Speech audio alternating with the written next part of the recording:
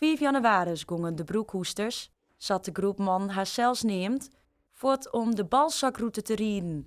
Een zelfbetochte route door Scandinavië, wat in het teken staat van een soort rijden, lol hebben en mooie dingen zien. We hadden mij in een challenge en dat werd altijd heel leuk. Maar dan moest maar gewoon prutten. Nou, dat is een prutte inschrijfgeld moest het betalen. En eigenlijk is het alleen maar een route en dat wie het. Dus zijn wij van, nou dat kennen wij zelf ook wel. En mooier, vinden wij. En tot nu toe verloopt het dus heel best. En het is al je puur met vrienden en dat is veel leuker.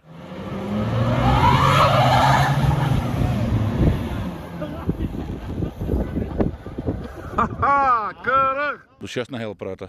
En mensen die vinden het mooi als het doorst. En komt prutten op een foto en mensen die sturen al je toemkes. En ja, het is gezellig. Daar doet het ook voor. Er was een auto die zei van dat zelf maar. En, maar over het algemeen is het heel knap gegaan. Vleen hierheen en die knapte de motor van, nou ja, dan is het game over. Nou ja, dat het rugby. Maar hoe komt nou op Zandam voor een route? Wij gingen de route stippelen voor Aron Eiger. En ja, toen de route een beetje papier stier, toen zei een kameraad van mij van er ligt wat op een balzak. Nou, hij zei het een beetje onder al in kwam.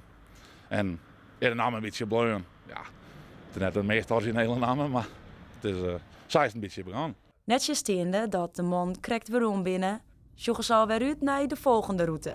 Snijden weer thuis kwamen en nou, eigenlijk zit er snijden ik al een lietse route maken we. Het kriebelt al wat begon.